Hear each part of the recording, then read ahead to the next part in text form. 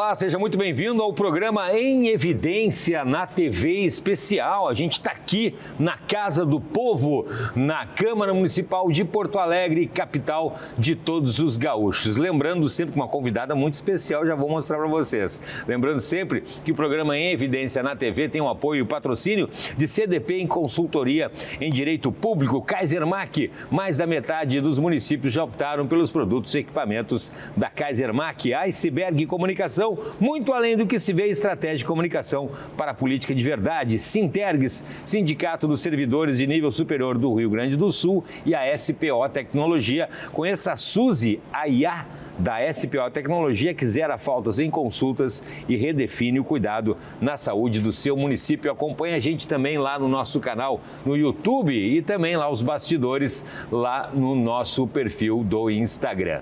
Minha convidada de hoje é uma queridona dos gaúchos, dos brasileiros, do planeta Terra, comunicadora, jornalista, vereadora de Porto Alegre, minha querida Vera Armando.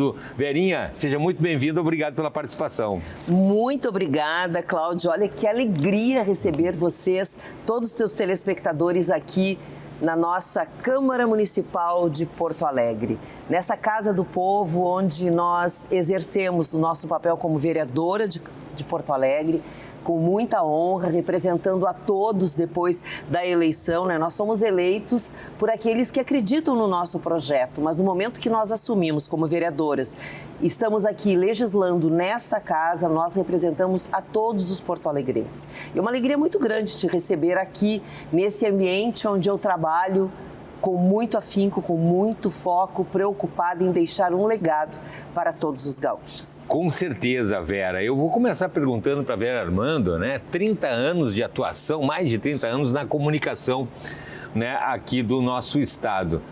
Vera, o que tu de mais, né, são vários momentos, né? O que a gente pode destacar aí de marcante nessa tua trajetória, né?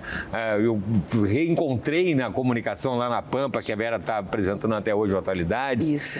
TVE, o que a gente pode relembrar aí?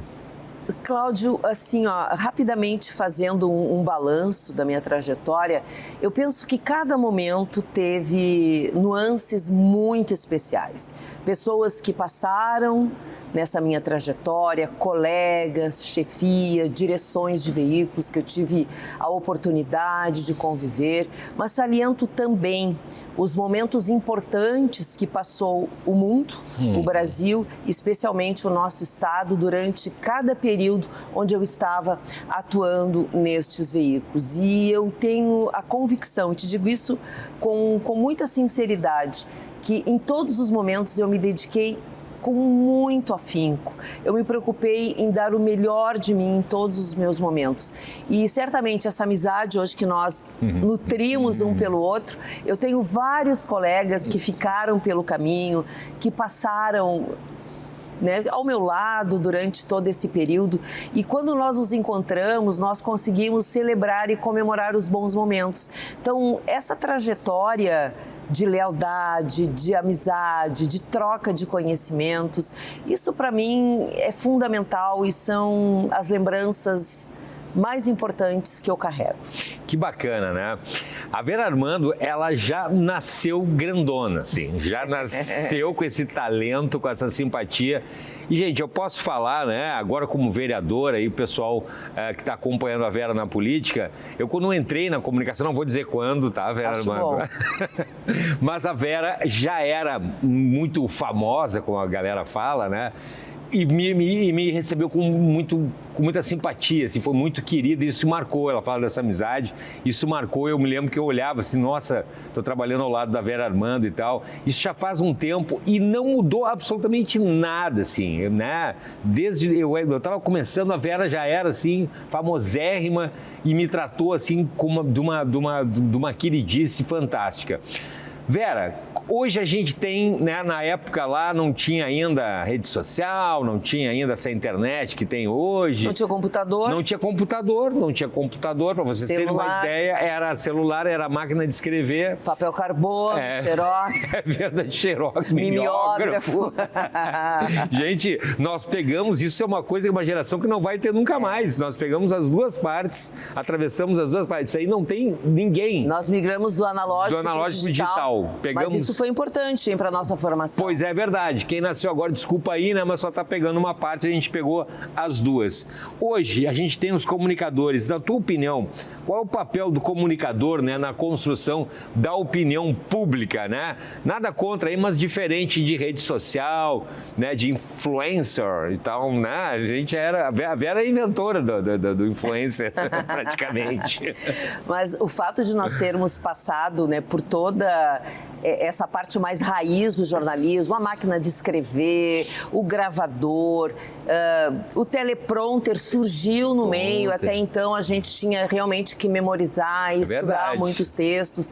Mas isso me trouxe assim uma bagagem, um conhecimento que eu até hoje procuro dividir com quem está chegando, dizendo da importância desse exercício da leitura, da escrita, da conversa, do diálogo, de misturar, de saber ouvir as pessoas. Eu sempre gostei, Cláudio, de conviver assim, com pessoas de todas as gerações. Sim. Quem está entrando na faculdade hoje, né, e com quem já é cascudo. Então, hoje eu ouço, assim, ó, por exemplo, o Mendelski, Lazia Martins, o Paulo Sérgio Pinto. Eu gosto de ouvir as pessoas que têm a bagagem histórica de Porto Alegre, mas também aqueles que estão chegando com a curiosidade, com a inquietude. Isso me faz muito bem, isso agrega ao meu conhecimento. Que maravilha. Lembrei agora do último encontro com a Cris Bart lá na RDC, lá tomamos um café da manhã.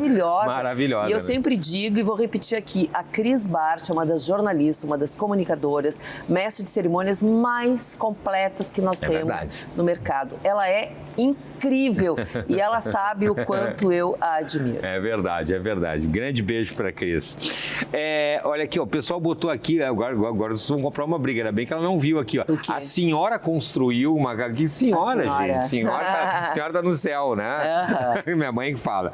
A questão da comunicação e a motivação, a transição, Verinha, para a vida pública, né? Como é que foi essa passagem? Foi meio que natural, porque o jornalismo, e tu deve sentir isso no teu dia a dia, nós somos antenas, assim, nós recebemos números incontáveis de notícias, de informações, pessoas que nos ligam, que pedem ajuda, que pedem socorro, que pedem para a gente levar para adiante muitas pautas que às vezes ficam paradas, pessoas que não têm voz, não sabem nem onde chegar, que balcão procurar, que autoridade que deve recorrer, tenho direito, não tenho direito, como é que eu faço para melhorar a minha vida e resolver os meus problemas nas mais diferentes áreas. Aí eu falo assim, ó, na área da saúde, da economia, né, os aposentados, os pensionistas, as mulheres que procuram atendimento médico, para tratamento oncológico, né, como é que eu faço para conseguir a minha mamografia, as questões da causa animal, olha, tem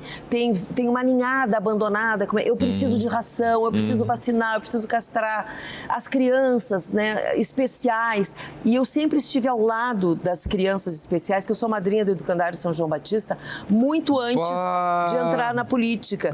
Então, mas chegou um momento que eu recebia, encaminhava, mas eu parava por ali.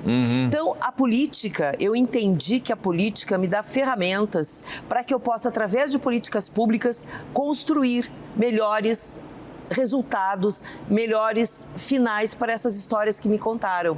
Aí, através das políticas públicas, eu posso, por exemplo, doar emendas para o IMAMA, Instituto da Mama, né, para facilitar as mamografias, o tratamento, a trajetória de cura das mulheres. Através das minhas emendas e também das políticas públicas, hoje eu estou mais forte junto ao Educandário São João Batista, hoje eu atuo na causa animal. Enfim, é uma maneira de eu legislar, fiscalizar, de cuidar das pessoas, de proteger também a nossa cidade. Muito bem, e o Educandário faz um papel muito bacana, né, Vera? Com alta complexidade, né, de pessoas, né, desde crianças, adolescentes até adultos, né? Assim, ó, o Educandário hoje, ele se foca mais nas crianças e nos adolescentes, ele não conhece ainda, não consegue ainda estender. A APAI faz esse trabalho. A APAI faz esse trabalho. E essa transição, ela é muito sofrida também. para os profissionais do educandário. Claro. Porque tem crianças que entram bebezinhos para lá. E quanto mais cedo começar os tratamentos, seja qual for a deficiência, nós estamos falando aqui, ó, síndrome de Down, transtorno do espectro autista, paralisia cerebral e tantas outras. Imagina. Quanto mais cedo for feito o diagnóstico e a estimulação dessas crianças e os tratamentos que são oferecidos, não só no Educandário São João Batista, que é uma entidade que eu conheço profundamente, mas em tantas outras, os resultados, as possibilidades dessas crianças, elas terem melhor qualidade de vida, isso aumenta. Com certeza. Vera Armando, já terminou o primeiro bloco aí, mas não sai daí que a gente tem mais 2 bloquinhos para continuar conversando com a Vera, tá bom? A gente já volta, é um instante só. Deixa eu mostrar rapidinho aqui, antes de terminar, Vera. Olha aqui, ó, tem a Vera Armando aqui. Tem a Vera Armando aqui, eu desmarquei. Não, tá aqui, tá aqui. Olha aqui, o Douglas marcou, o pessoal aqui é profissional, olha ali, ó. Vera Armando, lindíssima, como sempre. Depois eu vou deixar pro último bloco pra Vera falar como é que é. Vampira, eu acho que é a Vera. Porque eu era novinho, já tô velhinho, já tô quase morrendo e a Vera continua a mesma coisa. Não, mais linda ainda. Pior, melhor ainda. A gente já volta um instante só.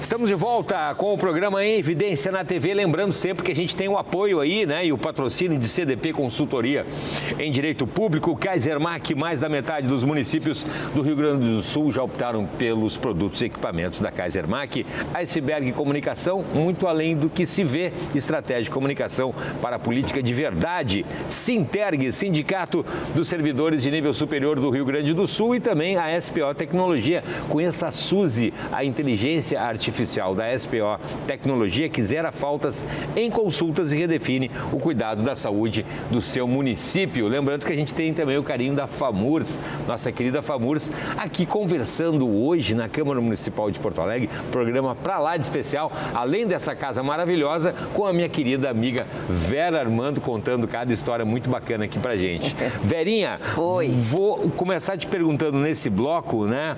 A Vera estava falando das pautas dela, depois a gente vai voltar a falar sobre isso, mas ao assumir o cargo público, quando tu chegou aqui na casa, quais dificuldades, o que tu encontrou assim, de desafios e dificuldades aqui para começar a legislar? Todos os desafios, né? A gente tem que primeiro aprender o regimento interno, saber a hora de pedir para falar, a hora de ficar quieto, a hora de votar, como se relacionar. Tem tudo isso? Tudo, é um ambiente completamente diferente. Quem vem da iniciativa privada e migra, né, para o legislativo é um aprendizado constante. Daí a importância da gente contar com uma equipe qualificada, né, em todos os setores para te possibilitar um bom mandato, né, um mandato positivo, mas essa migração não começou exatamente aqui dentro da Câmara de Vereadores. Anteriormente a eu me candidatar como vereadora, eu já estava trabalhando na Assembleia Legislativa como coordenadora de comunicação do deputado Capitão Martim. O Capitão Martim, você foi também lá, levou ele lá, o Capitão Martim, um grande abraço pro Capitão Martim, queridão. Uma pessoa incrível, né? Aprendi muito com ele e estou tendo a oportunidade também de trazer muitos projetos de lei, projetos que ele está protocolando e sendo votados e aprovados na Assembleia Legislativa, estou trazendo e adequando, né, para Porto Alegre. Mas então, esse período de aprendizado na Assembleia Legislativa, para mim, foi fundamental. Eu comecei ali a me familiarizar com esse ambiente e o Capitão Martim chegou um momento que ele me disse: Vera, está na hora de tu concorreres. Sabe que o pessoal comentava isso, falava assim, mas a Vera está lá, por que a Vera não é ela a protagonista, né? Não não que não fosse, Sim. porque o Capitão Martim é um queridão, mas o pessoal comentava isso. Sério? Mas e por que não vai a Vera? Pois é. Aí foi, ele falou. Quando ele falou, eu realmente, assim, estranhei, porque, de certa forma, estar nos bastidores também é muito bom na política. Claro, claro. E não, em a tua área, comunicação, assessoria, né? Sim. E eu estava com ele, acompanhando entrevistas, acompanhando no dia a dia da Assembleia Legislativa, também contando com outros colegas da área do jornalismo. Sim. Nós tínhamos uma equipe de jornalismo, né, muito bem afinada. O Léo, que está hoje aqui comigo, me acompanhando, né, que é um grande jornalista. Enfim, então essa transição começou já na Assembleia Legislativa. Quando eu cheguei aqui, evidentemente que aí eu saí dos bastidores para ser protagonista, teve toda uma preparação, e eu te digo assim, ó, que ainda no dia a dia estou aprendendo e vou continuar assim durante todo o meu mandato e durante toda a minha carreira política, que eu não sei aonde vai me levar essa carreira, não sei até onde eu quero ir, eu posso ir, né, porque eu quero continuar levando o jornalismo da mesma forma. Mas é assim como no jornalismo, a gente segue aprendendo. Eu todo dia tenho uma ferramenta nova, seja para rede social, seja para TV, seja uma palavra nova que eu possa incorporar no meu vocabulário, né, para que ele se torne mais simples, mais comunicativo. Então, é um aprendizado diário, na vida, de um modo em geral. E aqui, nessa casa, como vereadora, não é diferente. Então, ainda estou aprendendo muito e tenho muito a aprender, muito a escutar. Eu acredito que um mandato, ele só se torna efetivamente legítimo e produtivo quando nós temos um gabinete de portas abertas, recebendo a população, ouvindo as reais demandas e trazendo para discussão aqui neste plenário, porque tudo passa por aqui, né? Quem está nos assistindo agora, nós protocolamos um projeto de lei, ele tem um fluxo na casa, passa pelas comissões, sendo aprovado, ele vem a este plenário e aqui, nesta tribuna, como autora do projeto, eu o defendo, e os meus colegas vereadores, cabe a eles votar sim ou não a esse projeto que vai se tornar lei em Porto Alegre. Interessante para o pessoal saber como é que funciona o processo, né? Vontade todo mundo tem de fazer, né? Ou pelo menos boa parte, a Vera eu sei que tem vontade de fazer, mas tem todo um ritual, né, Vera? Tem todo um trâmite aqui que a gente tem que seguir, né? deve respeitar. E é um ambiente de muito trabalho. E nós aprendemos, muitas vezes até com o projeto de lei que tu discordes, tu crias um projeto... Mas tem que aperfeiçoar. Que possa ser através de emendas. Então, é um exercício diário. Que legal aprender um pouquinho mais como é que funciona o Legislativo. Estava lembrando, se depender da Vera, da vida privada dela, agora eu fico olhando a Vera falar, é muita história para contar. Lembro lá na Pampa, quando eu trabalhei com a Vera lá, a Vera assumiu a chefia de jornalismo e foi a Vera Armando que conseguiu numa reunião, a gente tinha microfone com fio, conseguiu o microfone sem fio pra gente foi reclamar. A primeira coisa, a primeira demanda da Vera lá, que a gente tinha que esticar o fio para fazer as coletivas lá, Vera, não sei o que, a Vera, para aí um pouquinho, foi lá e conseguiu o telefone. A tecnologia está facilitando, né, a vida de todos nós agora. Gente, se nós pensarmos televisão há 30 anos atrás, os equipamentos eram outros. Tudo diferente, maiores, as câmeras, né? Gigantes. Sim, nós gravávamos em fita Almatic, que era uma coisa desse tamanho. Corte seco. É verdade. Horror, tinha um arquivo daquelas fitas. É verdade. Enfim, era outra época, mas é como eu te digo assim, é na dificuldade que se aprende. É verdade. Agora ficou, né? Agora a essência é a mesma, né? A questão da informação. O pessoal fala muito, né? Nada contra o influenciador, mas está falando da equipe de jornalistas aqui contigo. Checar a informação. Vera já passou, repórter, apresentadora, né? Chefe de reportagem, né? Isso aí é um pouco diferente da galera, nada contra de ser influenciador, mas o papel do jornalista, assessora de imprensa, o outro lado do balcão, como a gente chama, do Capitão Martim, né? É bem complexo, assim. E a gente cria uma disciplina durante todo o trabalho, e eu sou assim, ó, extremamente exigente comigo, principalmente, né? Com o que eu digo, com o que eu escrevo. Então, eu tenho o hábito de ser estar sempre corrigindo, no sentido de, sabe, quando Sim. é escrito um livro, tem o redator, Sim. mas está me faltando a palavra agora. O revisor. O revisor.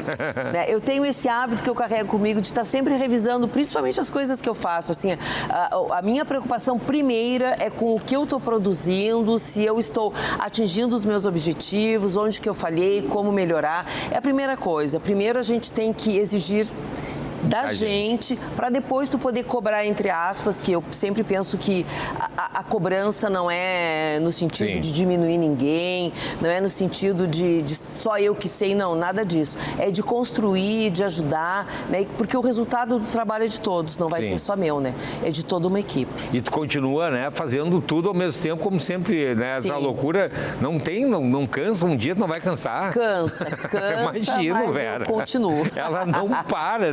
Eu não é difícil paro. acompanhar, olha, Vera. Não, é difícil. E paralelo a isso, eu continuo na televisão Sim. fazendo um programa que é de debates. Sim. Né, que nós temos, assim, que ter noção de poder debater à noite o que aconteceu durante o dia.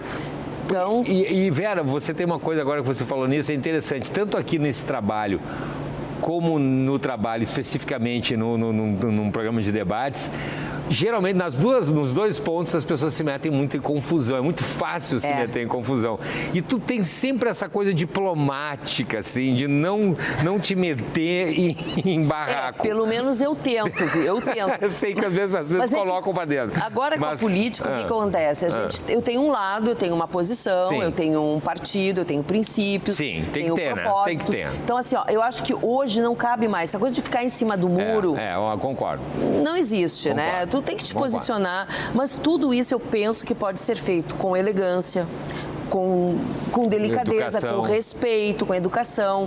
Então, eu penso que é nesse sentido, entendeu? Não é o fato de eu ser uma pessoa elegante não significa que eu não seja firme. Eu sou boa. extremamente firme no que eu penso, no que eu digo, e na hora do debate eu me posiciono dessa maneira, com elegância, mas com firmeza. Muito bem. A gente está chegando no final desse bloco e no último bloco eu vou conversar com a Vera sobre as pautas especificamente em relação à defesa das mulheres, né? A gente tem um aumento do feminicídio. Seguidinha, a gente vai conversar com a Vera sobre esse assunto, tá bom? É um instante só.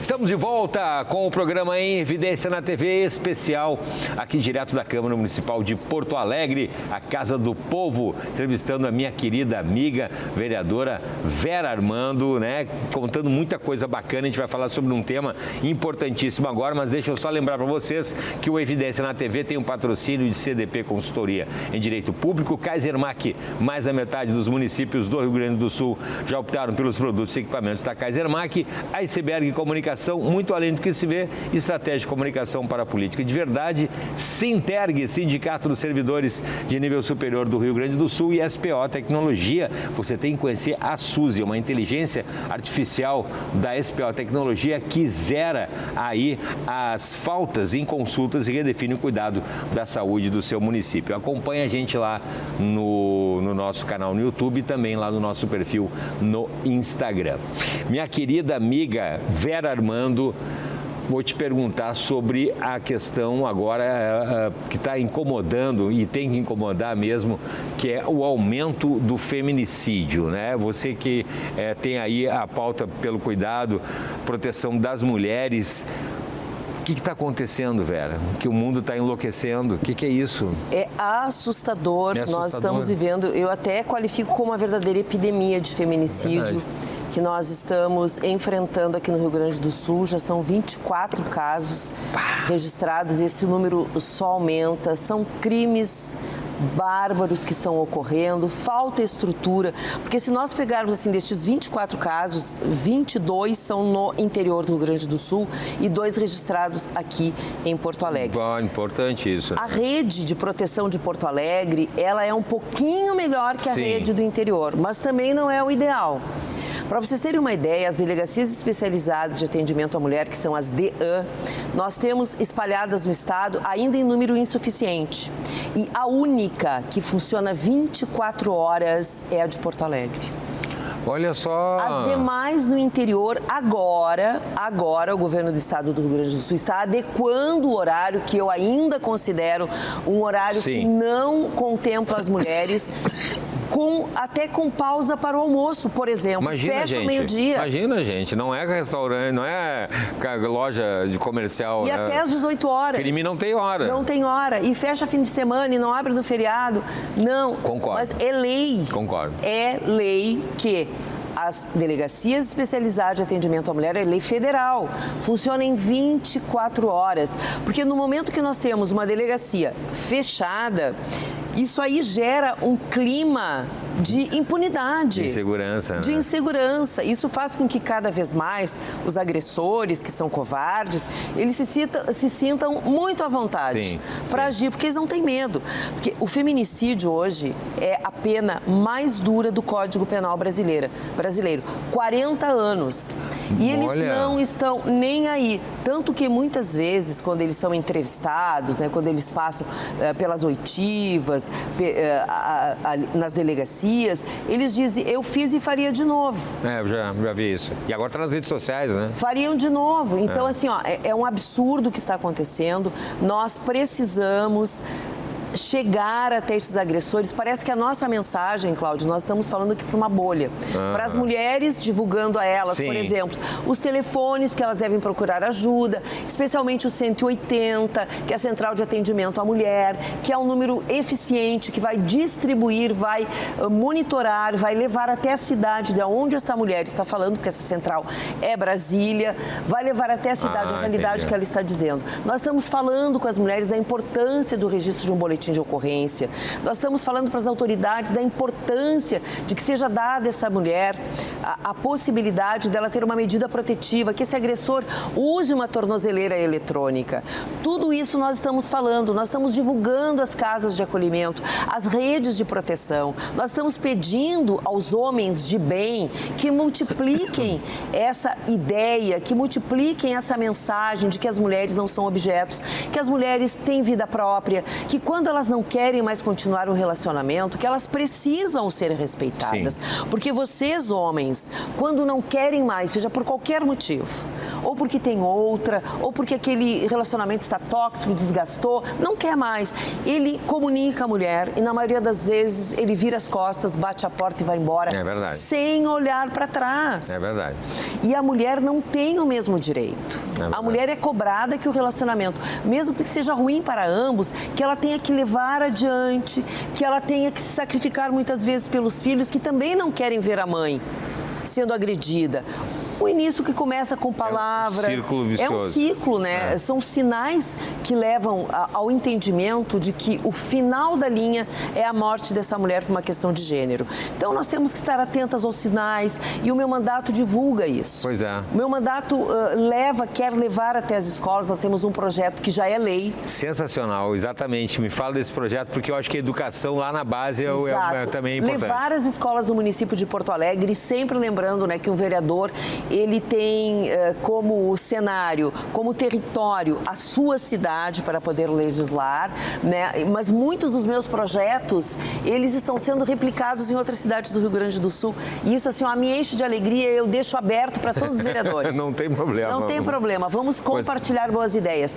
Mas a questão do violentômetro é uma ferramenta muito simples. Na verdade, é um termômetro que traz ali os primeiros sinais de alerta, né? Para que as mulheres, para que as famílias se atentem. Aquele homem extremamente dominador, quer saber o que tem no celular da esposa, não confia, quer regrar a roupa que ela deve usar, as amizades, que é agressivo verbalmente com ela, começa com empurrões, né? Começa a utilizar muitas vezes o dinheiro da mulher, ela não tem acesso à própria conta e por aí vai.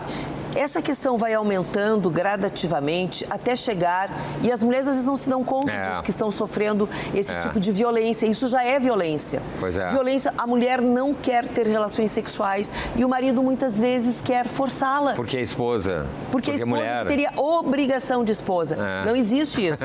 Não existe isso. Então, assim, ó, não fique sozinha. Procure ajuda, procure proteção, converse. Procure as delegacias especializadas, né? Procure um vereador que você tenha confiança, procure o meu gabinete. Converse, não fique sozinha, procure ajuda. Isso é muito importante. Eu sei que o nosso tempo aqui é restrito, nós teremos que fazer uma série. Um programa só para isso, né? Uma série, vários programas, cada dia levando um projeto de lei, para que nós pudéssemos realmente tratá-lo com todas as minúcias que um projeto de lei exige. Então, eu estou trazendo aqui de uma forma até superficial algumas questões, mas que o aprofundamento, ele é muito importante. Que maravilha. Vera, realmente o nosso tempo aqui, temos cerca de 4 minutos para terminar o programa e eu vou perguntar nessa parte final sobre a Vera falou que não sabe até onde vai levar o caminho dela na política, agora como vereadora, mas e aí, 2026, a gente está terminando já, começando abril, como é que está o ano eleitoral de uma certa maneira também, né? Como é que está se desenvolvendo aí esse ano de 2026 e na tua cabeça futuro, principalmente pela parte política? Bom, em princípio, nesse ano de 2026, eu estou extremamente focada em coordenar a campanha do Capitão Martim. Ele vai à reeleição como deputado estadual. Opa! Então, o meu foco hoje é justamente nessa costura tão importante de um cidadão, de um político que teve um papel incrível, único durante as enchentes de 2023 e 2024.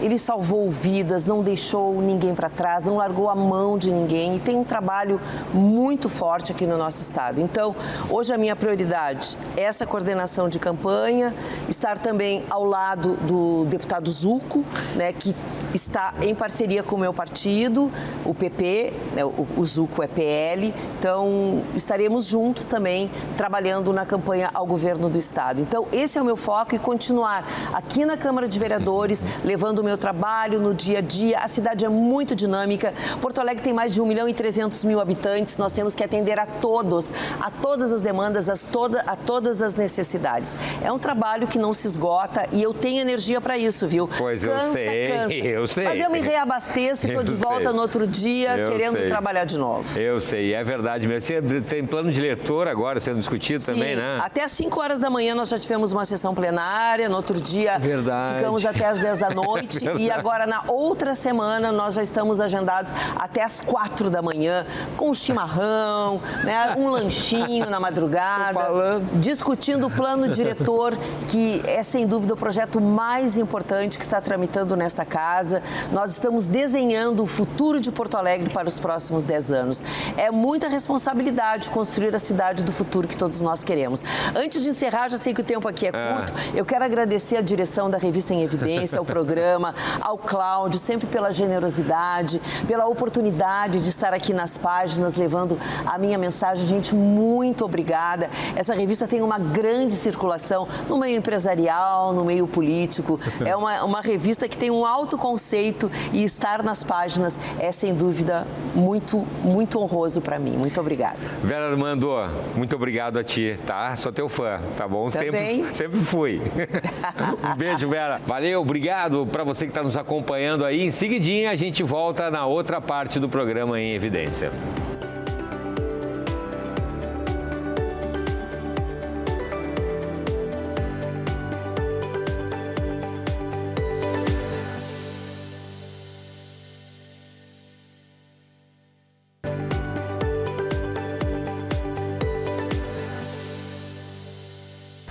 Olá, estamos de volta com o programa Em Evidência na TV, né? Com uma série especial de gravações, como a gente diz no jornalismo, externas, né? Seja muito bem-vindo, então, aqui pela Masper TV, pelo 575, pela Parabólica Digital Brasileira, com um sinal aberto para todo o país e também pelo 520 para o Rio Grande do Sul e na plataforma digital de sua preferência aqui no programa Em Evidência na TV. Lembrando sempre que o programa tem o patrocínio e o apoio de CDP Consultoria em Direito Público, Kaisermac, mais da metade dos municípios do Rio Grande do Sul já optaram pelos produtos e equipamentos da Kaisermac. Iceberg Comunicação, muito além do que se vê, estratégia de comunicação para a política de verdade. Sinterg, Sindicato dos Servidores de Nível Superior do Rio Grande do Sul, e também a SPO Tecnologia. Você tem que conhecer a Suzy, a inteligência artificial da SPO Tecnologia, que zera faltas em consultas e redefine o cuidado aí na saúde do seu município. Você pode nos acompanhar também lá no nosso canal no YouTube, se inscrever, ativar a notificação, dar aquele legal pra gente, e também, né, os bastidores lá no nosso perfil no Instagram, Revista em Evidência. E é com muita honra hoje, né, nessa externa especial, fazendo fora do nosso estúdio, que a gente recebe o presidente de uma instituição que é referência aí no ensino superior. A gente tem o prazer de fazer o programa nessa segunda parte hoje com o Dr. Luciano de Faria Brasil, né, que é presidente da Fundação Escola Superior do Ministério Público. Presidente, muito obrigado pela participação, seja muito bem-vindo. Muito obrigado, Cláudio. É um prazer sempre conversar contigo e nossos queridos telespectadores aqui da Masper TV. Presidente, vou começar lhe perguntando, pedir para compartilhar um pouco da trajetória até assumir a presidência da Fundação, presidente. Bom, eu ingressei no Ministério Público em fevereiro de 1995, fui aprovado no 38º concurso para ingresso na carreira do Ministério Público. Fui promotor em Lagoa Vermelha, na época, em trânsito inicial, fiquei lá 2 anos. Depois fui promotor em Bento Gonçalves, em trânsito intermediário, fiquei 2 anos e meio. Depois fui a Lajeado, me removi para Lajeado, fui promotor do júri em Lajeado por mais 2 anos e meio. E depois de 7 anos de carreira, vim a Porto Alegre, onde eu fiquei, num primeiro momento, 3 anos na Corregedoria Geral do Ministério Público, assessorando a doutora Jaqueline Rosenfeld, que era a Corregedora Geral. E depois eu me classifiquei na Promotoria de Justiça de Habitação e Defesa da Ordem Urbanística, onde eu fiquei 10 anos, né, lidando com essas questões de Estatuto da Cidade, direito urbanístico, os conflitos na época, e era o começo da implementação dos planos diretores aí no interior. Em 2006, vencia o prazo de implementação dos planos diretores dos municípios com mais de 20 mil habitantes. Opa. Estabelecido na Lei 10.257, lá de 2001. Então, nós fizemos aí uma caravana muito grande, junto com a FAMUR, Sim, junto com a Metroplan, palestrando, conversando com o pessoal, foi muito interessante. Fiquei 10 anos ali. Depois eu passei 8 anos na administração superior do Ministério Público. Eu fui convidado na época pelo Dr. Marcelo Dornelles, nosso procurador-geral, em 2015, para ser diretor do Centro de Estudos e Aperfeiçoamento Funcional, que é a nossa escola interna corporativa do MP. Fica aqui pertinho, aqui na Fernando Machado, ali do lado do Zafari, um prédio destinado à atividade educacional, tem um auditório, laboratório de informática. Só para isso. Prédio muito bom, treinamento de membros do Ministério Público e de funcionários, servidores. Fiquei 4 anos como diretor ali. Fiquei 2 anos como secretário dos órgãos colegiados, do Conselho Superior do Ministério Público, do órgão especial do Colégio de Procuradores, durante a pandemia.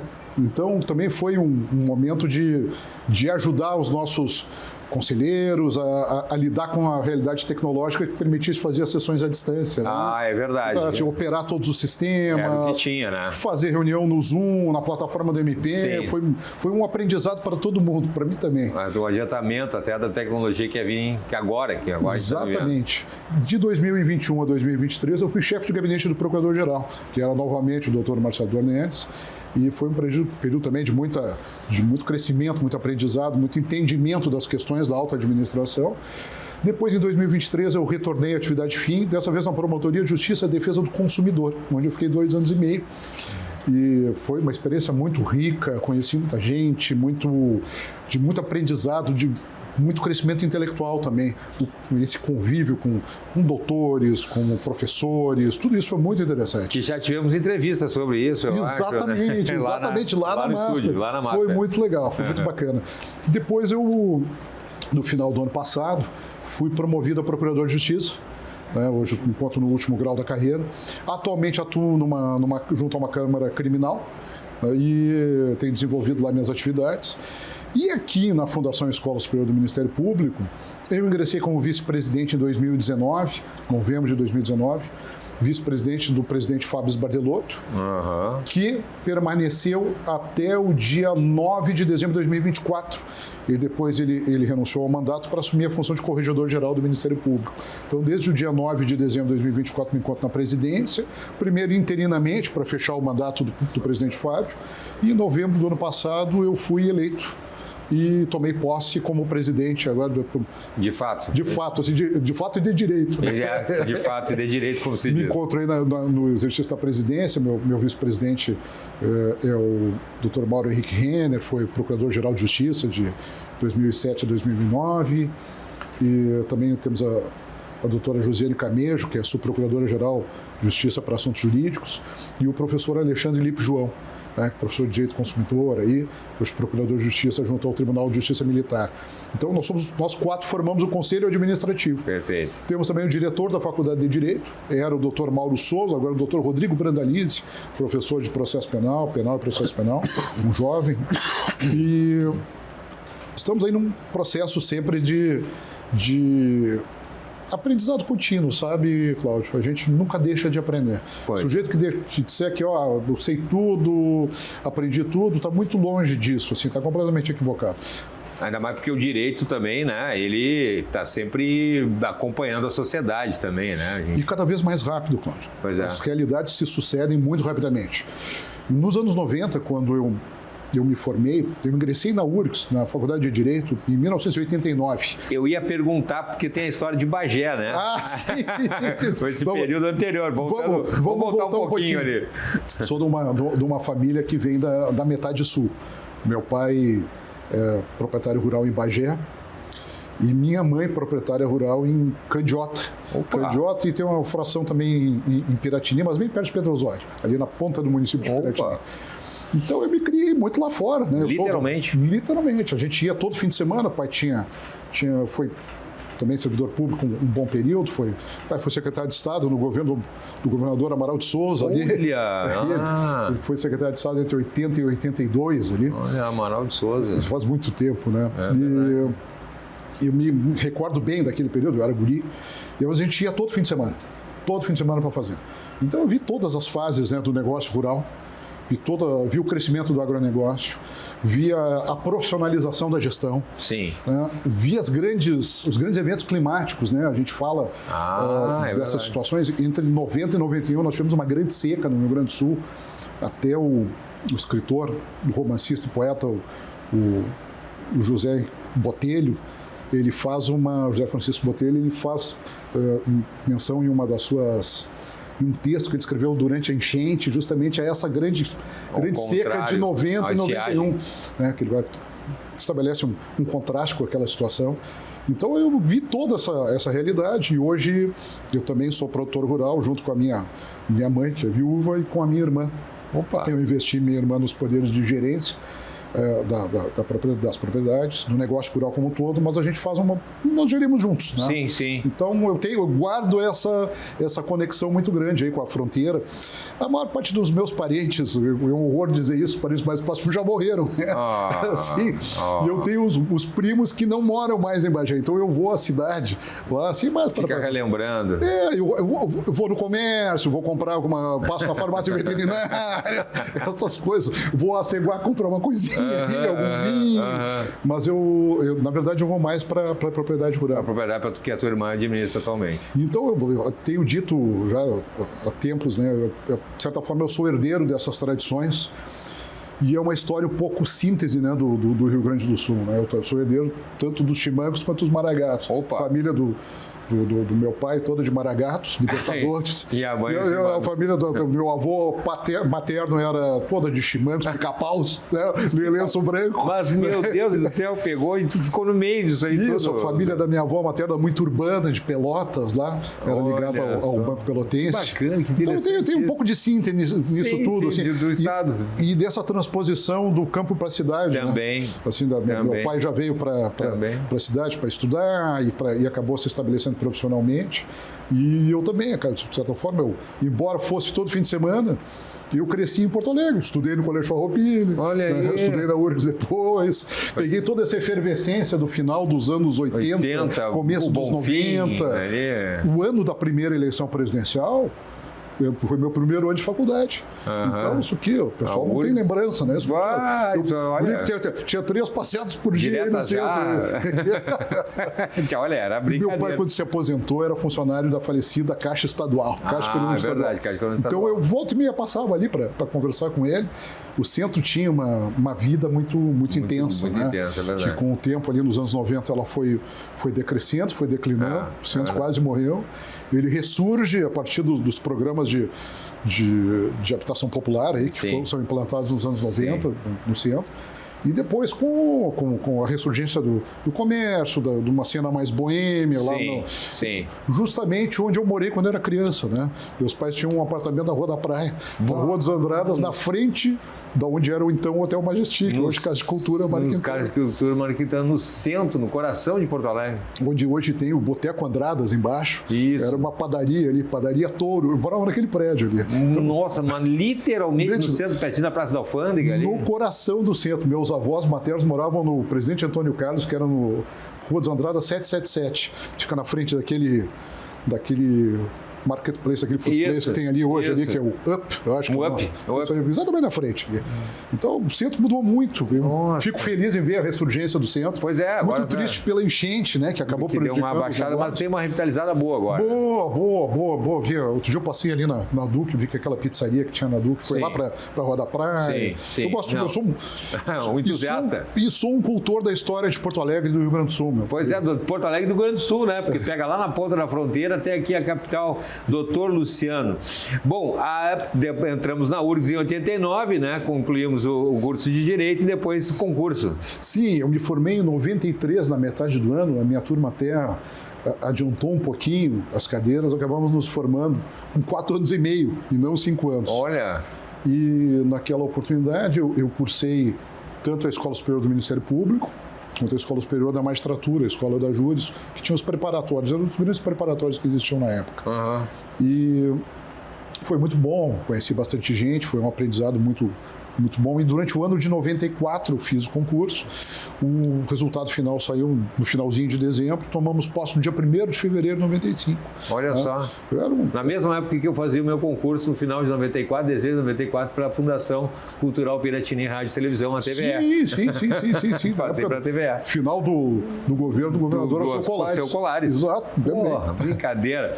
Doutor Luciano, vamos adiante, porque eu quero saber da questão da escola, né? Superior do Ministério Público, Fundação Escola Superior do Ministério Público. Estamos falando que tem 1 minutinho, não acredito que já foi o primeiro bloco. Nem recém comecei a entrevista e já terminou o primeiro bloco. Vamos fazer o seguinte, para responder com calma, daí no próximo bloco a gente vai voltar com o doutor Luciano falando sobre a questão da escola, né, da presidência e justamente da função na formação jurídica aqui do Estado. A gente já volta no instante só.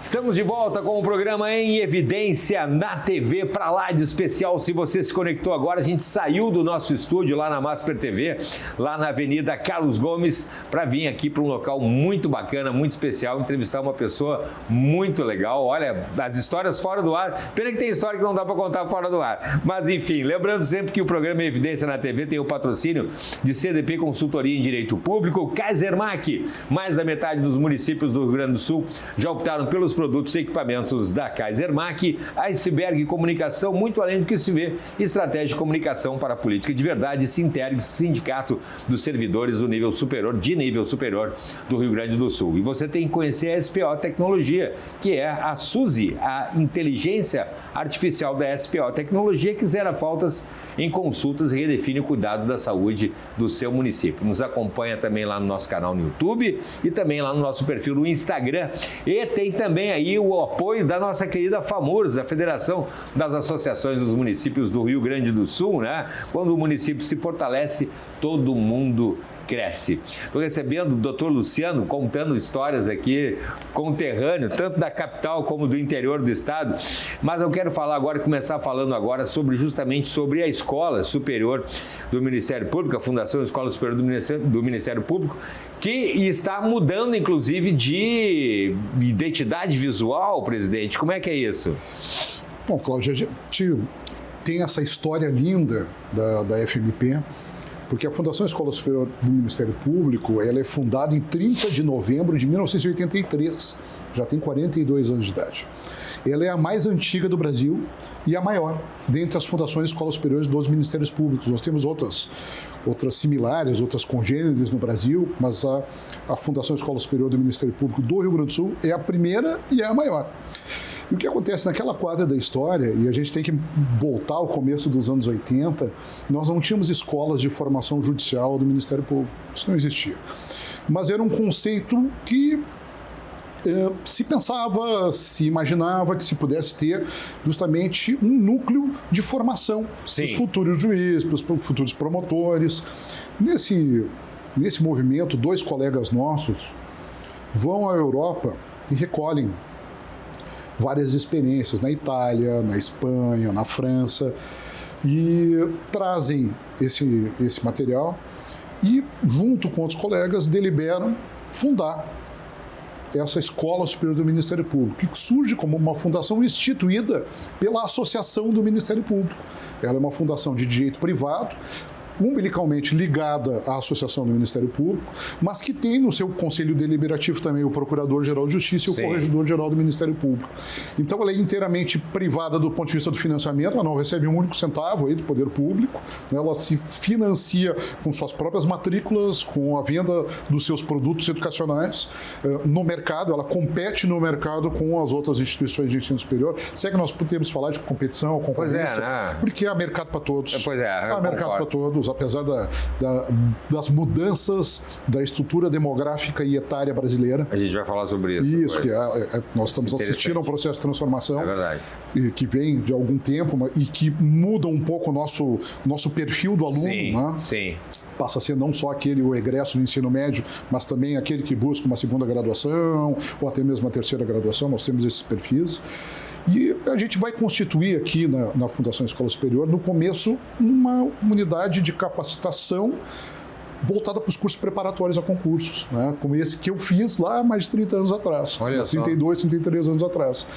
Então, tanto a escola da magistratura quanto a escola do Ministério Público, as escolas superiores, tinham essa característica, elas preparavam para os respectivos concursos. Então, você queria ser juiz, já fazia a escola da juiz. Você queria ser promotor, fazia a escola do Ministério Público. Que era o teu caso.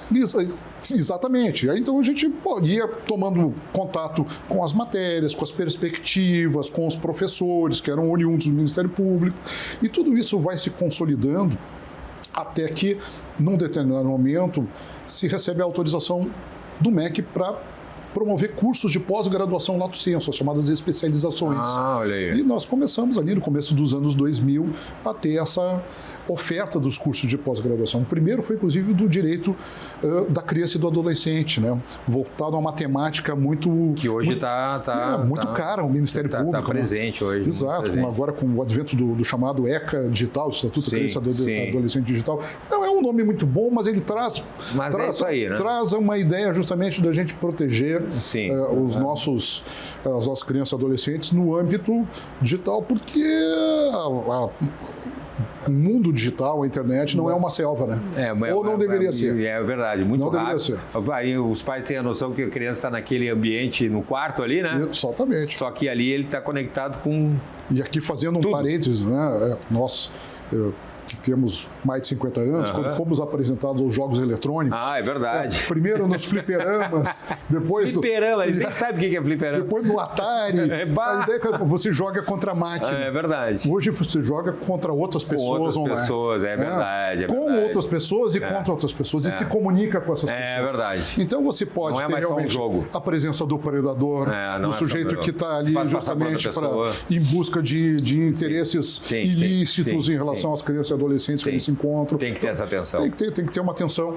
E o formato que o Brasil encontrou justamente foi esse modelo legislativo nesse primeiro momento, e a lei vai sendo aprimorada à medida que a sua aplicação demonstrar os desafios concretos. Mas o que acontece é que nós temos essa especialização, depois são lançadas outras. Alguns anos mais tarde, nós obtivemos a autorização para ter o curso de graduação em Direito, o bacharelado em Direito. O próprio curso de Direito. E hoje nós temos, há 20 anos, o nosso curso de Direito.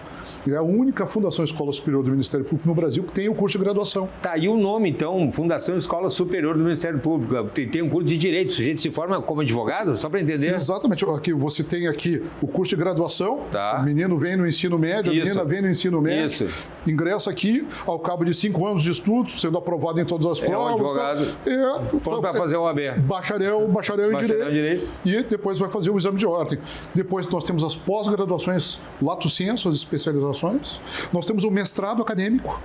Tá? Tivemos um ingresso agora no último processo seletivo. Que eu fiz, que é uma loucura, né? Exato, 27 alunos ingressaram no nosso mestrado acadêmico. Muito. E que é bastante rigoroso, exigente. Mestrado. Né? E nós temos os cursos preparatórios para concurso, eles ainda existem, tanto o extensivo quanto o intensivo. Nós temos os chamados cursos livres, que não são cursos gratuitos, são cursos que não conferem grau. Você quer fazer uma atualização em direito do consumidor e novas tecnologias. Agora nós temos um curso muito bom, perfeito, que nós lançamos agora com 100 horas aula, excelente, cobre toda a temática de LGPD, Sim. toda a temática de prompts. Sim. Nós temos um curso livre que é de, se eu bem me recordo, 12 horas aula, que é de inteligência artificial para a produção de textos jurídicos. Que agora está o último de maneira aí, ética. Né? Pois é, né? Nós não podemos ter a ilusão de que os profissionais não vão usar. Claro. Então eles têm que ser capacitados para isso. Né? Inclusive agora a CAPES fez uma nota técnica, agora uma resolução, autorizando o uso da inteligência artificial na redação, desde que seja feito o disclosure, né? Você diga, olha, eu usei para montar o texto. Então, todas as questões são tratadas. Então, nós temos, de certa forma, uma esteira de produtos aqui, que vai desde o produto graduação, que é o grande produto que nós oferecemos, que nós temos 750 alunos hoje, mestrado, pós-lato sensu, preparatórios, cursos livres, cursos in company. De repente, lá na Masper TV, nós precisamos de uma atualização de um ponto específico. Sim. Nós montamos para vocês. Ponto jurídico, a questão para a comunicação, né? Se pode falar, se não pode falar. Um tema que alguns acham que já passou a fonte. O principal, assim, a grande febre, eu digo ao contrário, agora é que vai começar. Lei Geral de Proteção de Dados, né? O tratamento de dados pessoais sensíveis. Isso. Agora, a ANPD, a Agência Nacional de Proteção de Dados, está estruturada para começar as fiscalizações sobre as empresas. Gente, eu não paro de receber, por exemplo, presidente, ligação, é só você entrar na internet e dar seu telefone para quero olhar um apartamento, quero ver um imóvel, ou sei lá eu, quero ver um carro, ou comprou alguma coisa, misteriosamente começa a vir uma enxurrada de telefonemas, ou seja, os dados estão sendo utilizados. Não da melhor maneira. É verdade. Não da maneira mais republicana. Telefone. Então, dá vontade de perguntar onde é que você conseguiu meu telefone. Então, e nós estamos hoje sediados aqui na Rua Coronel Genuíno, no número 421. Na parte física, aqui a presidência. Nós temos 7 andares aqui. Ocupamos 7 andares nesse prédio. Mas, gente... Né? Nós temos um auditório com mais de 100 lugares. Gente! Esta sala onde nós estamos se chama Tribunal Didático. Me tapei de orgulho agora. Ela simula uma sala de audiências, até a gente tirou aqui do outro lado para deixar aberto. É verdade. Mas ela tem um tribunal. Aqui, e nós temos aqui um pequeno auditório de 30 lugares aí que podemos fazer alguns eventos pocket size, assim, um lançamento de um livro, nós já tivemos aqui. Sensacional. E toda a atividade que é de simulação de uma sala de audiência ou de uma sala de tribunal. É verdade. Feito aqui, né, com a presidência aqui dos trabalhos, Ministério Público, Defesa, justamente para a gurizada ter experiência prática. Nós temos as salas de prática jurídica, né, no nosso núcleo de práticas jurídicas. Você não precisa levar um note, nada, tá tudo lá. Tá tudo lá. É sentar, logar e começar a trabalhar. Primeiro mundo. E todas as salas de aula tem as telas interativas. Sim, né? Essas telas são touch, né? A gente consegue escrever, como você escreve com o dedo ou com a caneta, né? Nós temos ali a canetinha ali no canto, ó. Dá pra... Tá ali, ó, impressionante. Tem uma série de funcionalidades. Tudo. Então, assim, que na minha geração passei do quadro, não era nem o quadro negro, o quadro verde, né? O quadro verde, que não era negro, era verde, a lousa. O professor completamente sujo de giz no final da aula. E era assim mesmo. Depois para o quadro transparente com um pincel atômico. Isso aí. Hoje nós estamos já nessa etapa. E o bom é que você pode exportar o que você produziu durante a aula, abrir textos legais e comentá-los, imagina. Escrever sobre eles para poder fazer o destaque, passar um vídeo, abrir um vídeo do YouTube aqui, olha, nós vamos ver aqui, ó, sobre tal situação que foi ilustrada, vamos passar aqui, trazer a apresentação no PowerPoint ou qualquer outro tipo, no Canva, por exemplo, para a gente fazer a apresentação para os nossos alunos. Nós temos todas essas possibilidades, que hoje um dos grandes desafios, e nós temos assim os mais altos índices de excelência, é algo que muito nos orgulha. Nós temos as melhores avaliações no MEC, no Guia do Estadão, tudo que vocês puderem imaginar de métrica, nós estamos muito bem. Tudo... ENAD, está tudo ótimo. O que a gente pretende sempre? Fundir tradição com a hipermodernidade. Que esse é o grande desafio das empresas, não é só do meio jurídico, não é só das instituições de ensino superior. Como é que você se atualiza, embarca a tecnologia... Sem deixar de perder a tradição. Sem se perder na poeira. É isso. É isso que você tem que fazer.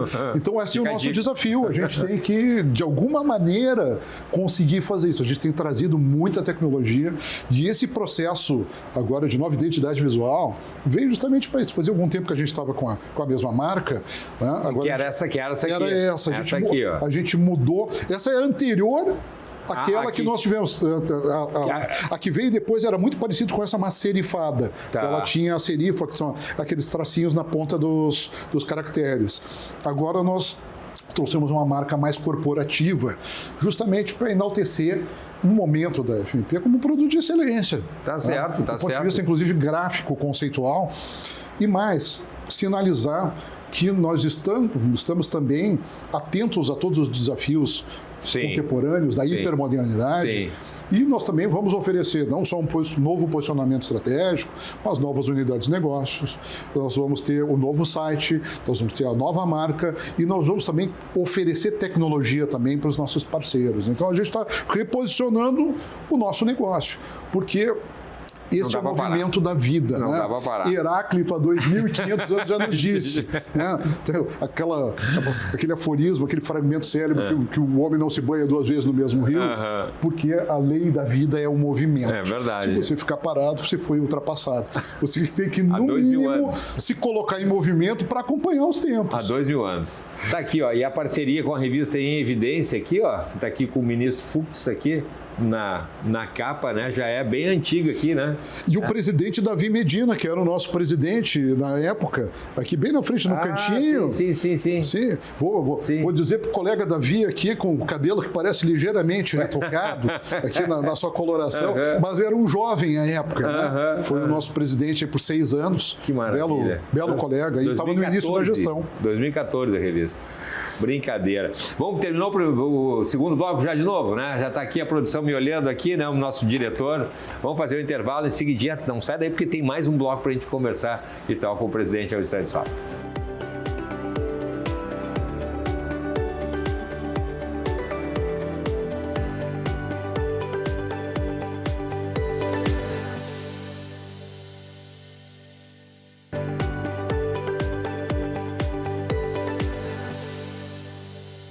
Estamos de volta com o programa Em Evidência na TV, né? Hoje conversando com o presidente Luciano de Faria Brasil, presidente da Fundação Escola Superior do Ministério Público, aqui na sede, aqui no Centro Histórico de Porto Alegre, batendo um papo muito bacana, né? Sobre a tradição e também sobre os desafios do direito, né? Principalmente aí no que diz respeito à escola, né? A Fundação Escola Superior do Ministério Público. A gente tem o apoio e o patrocínio de CDP, consultoria, em Direito Público. Kaisermac, mais da metade dos municípios do estado já optaram pelos produtos e equipamentos da Kaisermac. Iceberg Comunicação, muito além do que se vê, estratégia de comunicação para a política de verdade. Sinterg, Sindicato dos Servidores do nível superior, do Rio Grande do Sul, e também a SPO Tecnologia, que tem a Suzy, a IA, né, que zera faltas em consultas aí, redefine também o cuidado da saúde do seu município.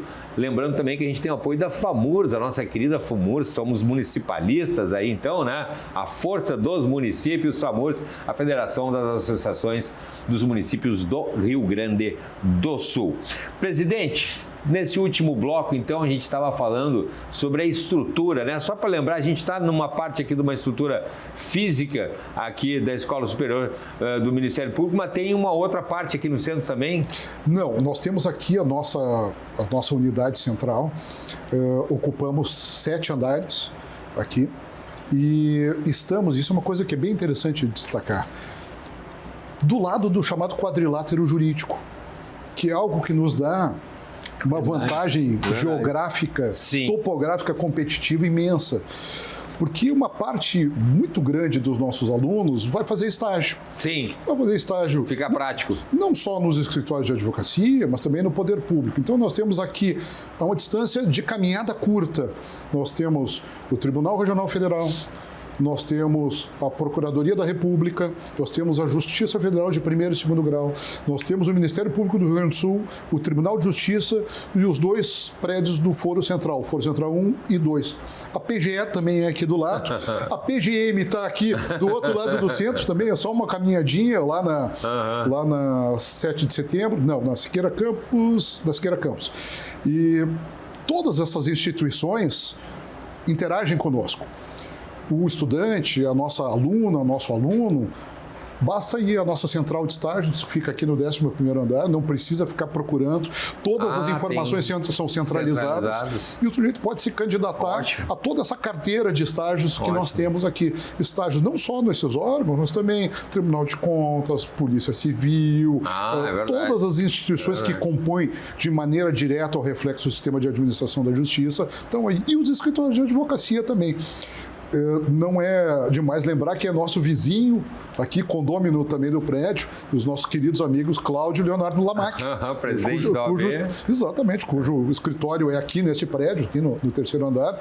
Doutor Cláudio, presidente da OAB do Estado do Rio Grande do Sul e presidente do Conselho Federal da Ordem dos Advogados. Nacional. E o presidente Leonardo aí, agora nosso atual presidente da Ordem dos Advogados do Brasil no Rio Grande do Sul, nosso querido amigo, grande gremista. Grande gremista? Grande tricolor.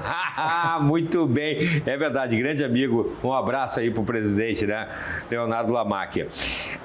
Falando sobre a questão, não posso deixar de falar ainda sobre a questão da formação, né, da questão dos operadores do direito, né, de todos os lados, tanto na questão pública, na carreira pública, da tecnologia, como nós estávamos falando antes, em relação à técnica, né? Vou pegar ali a questão da inteligência artificial. Eu lembro bem, presidente, por exemplo, né, se tem visto muito a criação não só de textos, mas de imagens e de áudio, você colocar, né? É um desafio para o direito, né? O que se pode, se pune, se não pune, da mesma maneira que a gente estava falando na questão do ECA, né? O direito avançar na questão da cyber, né? Da digital. E eu vejo assim, eu lembro, a gente estava falando sobre o Tribunal do Júri, eu vejo quando se tinha o sujeito que botava a mão na Bíblia e dizia juro falar a verdade. Eu acho que independente das tecnologias, a questão é que o sujeito tem que usar de uma maneira correta. Realmente está cada vez mais, pode colocar uma voz, né, do presidente ali falando uma coisa que ele não falou, da mesma maneira que acontece comigo, mas quem faz isso tem que ter, né, uma regra a seguir, e se não seguir, aí quem sabe aí o direito vai alcançar lá e vai responsabilizar. Como é que se vê isso? Vejo que situação inusitada e que momento histórico absolutamente inédito que a gente vive no curso da História da Humanidade. É verdade, né? É verdade. É a primeira vez que você tem a possibilidade de ter um auxiliar não humano que faça ou que cumpra suas tarefas de uma maneira bastante completa. Interage. Como se fosse um assessor, um estagiário virtual. Pode perguntar, ele pesquisa para você. E nós estamos já no limiar digamos, na fronteira tecnológica em que o chamado deepfake será indistinguível da realidade. Sim. Se eu fizer um vídeo de ti e ele for bem feito, eu não vou ter como distinguir. Não vai chegar, tá bem quase. O Cláudio Andrade falou aquilo mesmo, não. Tá quase Hoje nós ainda temos algumas ali, imperfeições. Né? Isso. E muito em breve nós não teremos. Nenhuma. Porque há um crescimento exponencial da capacidade tecnológica das ferramentas de inteligência artificial. E isso tem várias implicações, né? Você vê, alguns anos atrás, uma das preocupações que todas as faculdades, universidades tinham era a questão do plágio. É verdade. Nós fomos os primeiros aqui detector de plágio. A adquirir um software antiplágio. O pessoal às vezes nos pedia emprestado. Eu que fiz mestrado, tinha que referenciar todo mundo. Se não referenciasse, o detector ia ver. Essa frase não é sua. Hoje o problema não é o plágio, o problema é a autoria. O que tem autoria? É verdade. O que foi simplesmente diferido para a máquina?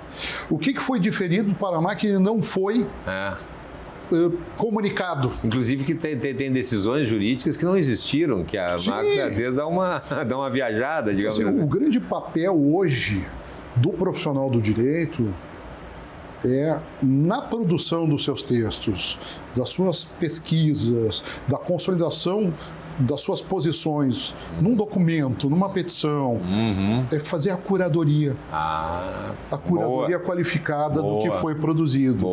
Porque nós não temos uma posição ludita, no sentido de, nós temos que dispensar a tecnologia. Nós sabemos que a roda da história não volta para trás. Ela não vai rodar para trás. Então, são ferramentas que se incorporam com um potencial explosivo e desconhecido no ambiente profissional da humanidade. Agora, hoje, nessa quadra da história, 2026, o que é indispensável? Você dá a ciência que usou e fazer a curadoria do resultado. Porque, como nós sabemos,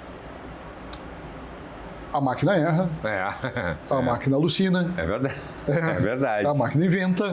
É verdade. E se você não fizer essa curadoria... O nome profissional, isso é uma realidade que não mudou.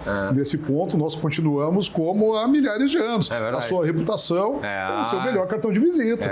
A sua fama lhe precede. Então, hoje, fazer a curadoria do que é produzido é fazer a curadoria da própria reputação, da própria imagem. Olha só.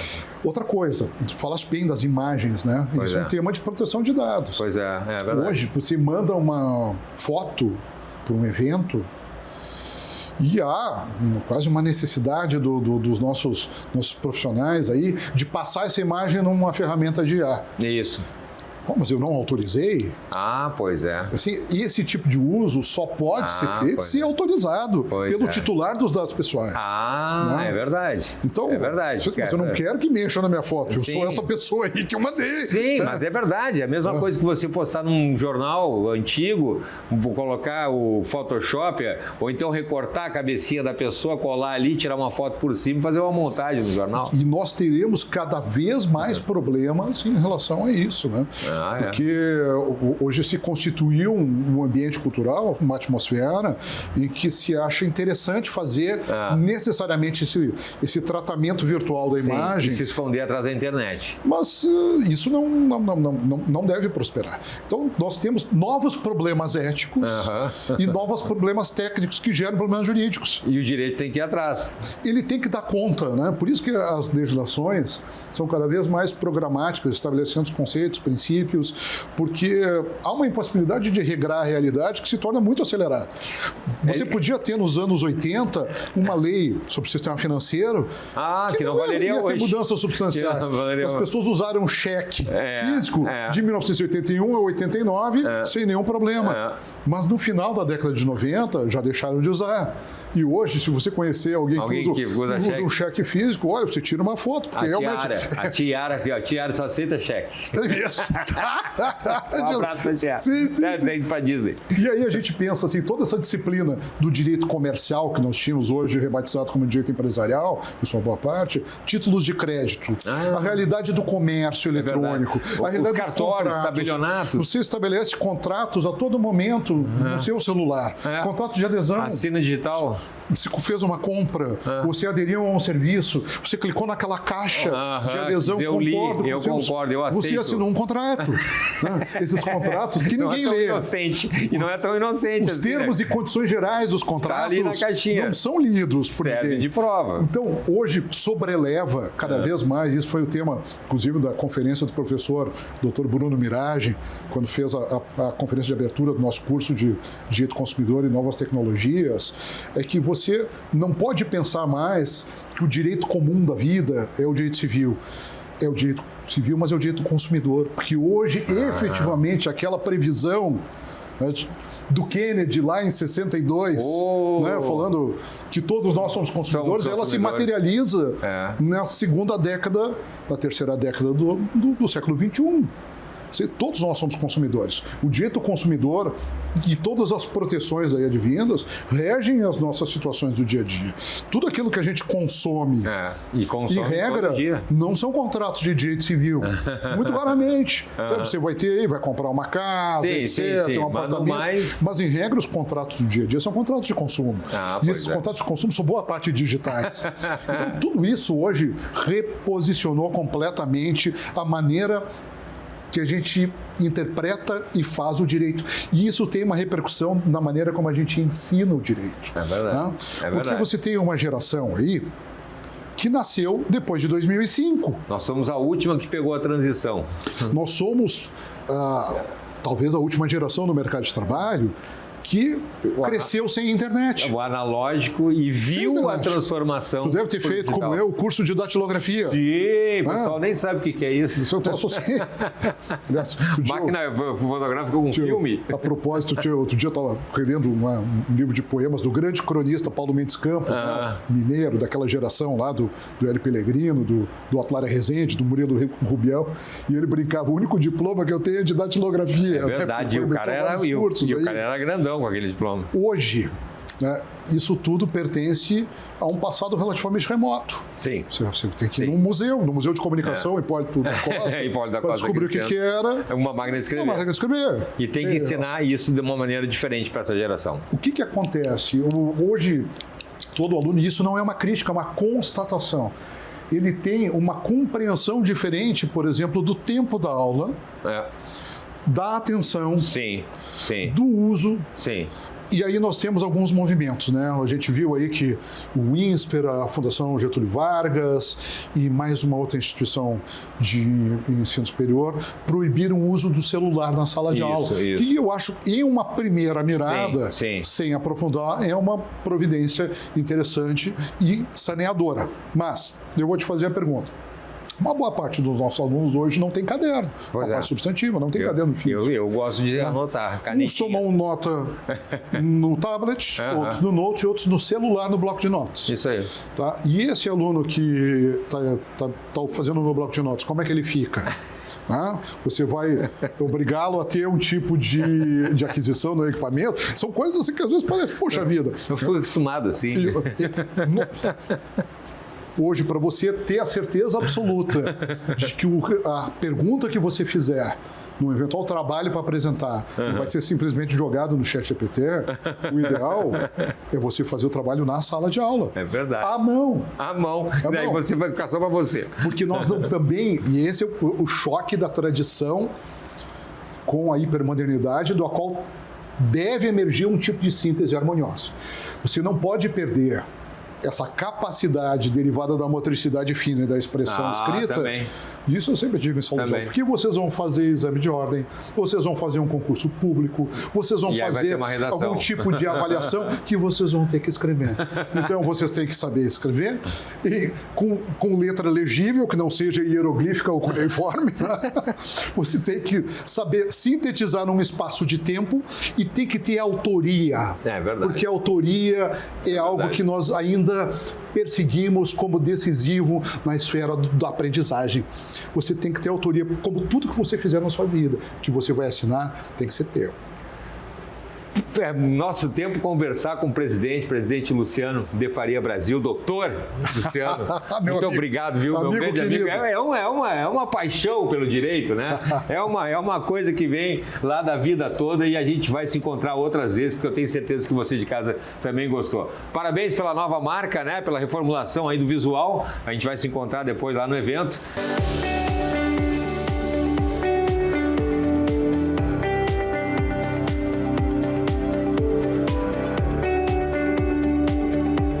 Comentário em Evidência. O comentário de Vladimir Chieli. O ano eleitoral praticamente nem começou ainda, embora nós estejamos no período previsto na legislação. Mas as preocupações inerentes não apenas ao processo eleitoral, mas sobretudo à própria manutenção dos orçamentos municipais em relação à receita está causando grande preocupação tanto nos entes municipais e certamente nos estados da federação. Mas é claro que o problema da receita, ele sempre é efetivamente significativo. No entanto, nós temos um problema que talvez seja bem maior do que a própria receita, que trata da despesa que tem aumentado de forma progressiva e sistemática, sem qualquer trégua de estabilização ao longo principalmente dos últimos anos, em especial agora com as ameaças de implantação de duas normas federais, uma que autoriza o chamado termo inventado descongelamento, porque não tem nada para descongelar de vantagens que foram proibidas lá no âmbito da pandemia em 2020, porque na verdade não houve suspensão ou congelamento de tais benefícios, vantagens inerentes aos planos de carreira e aos estatutos dos servidores públicos, mas houve uma verdadeira proibição de concessão naquele período da pandemia, justamente pela contribuição do poder público em relação a todos os custos que a pandemia gerou, especialmente para o orçamento público e para a receita geral no país inteiro. E é claro que essa situação ela preocupa muito porque na medida em que se concede tanto esta como a possibilidade de enquadramento de todos os servidores que eventualmente trabalhem na educação infantil e que tenham contato com as crianças, possam ser enquadrados como profissionais do magistério. E isso efetivamente altera de uma maneira substancial as questões internas da prefeitura, tanto no ordenamento administrativo, mas sobretudo as questões financeiras e orçamentárias. Com essas duas leis, a lei do descongelamento e eventualmente a aplicação da lei 15.326, não haverá condições alguma dos municípios suportarem orçamentariamente, não somente agora no presente exercício, mas também haverá um comprometimento significativo e irreversível, porque esta previsão implantada ela é permanente. Essa possibilidade de comprometimento ela atingirá os orçamentos dos próximos exercícios, né, e das próximas, inclusive, décadas, porque vai se estender ao longo de todos os anos. Então, efetivamente é um problema que tem que ser enfrentado pelos municípios, pelos gestores e, inclusive, pelos servidores, para, por exemplo, garantir a continuidade dos pagamentos em dia da remuneração e a continuidade da prestação do serviço público que não pode ser afetado. E você de casa também, viu? Obrigado pela sua audiência e pelo seu carinho, tenho certeza que você gostou. Até a próxima.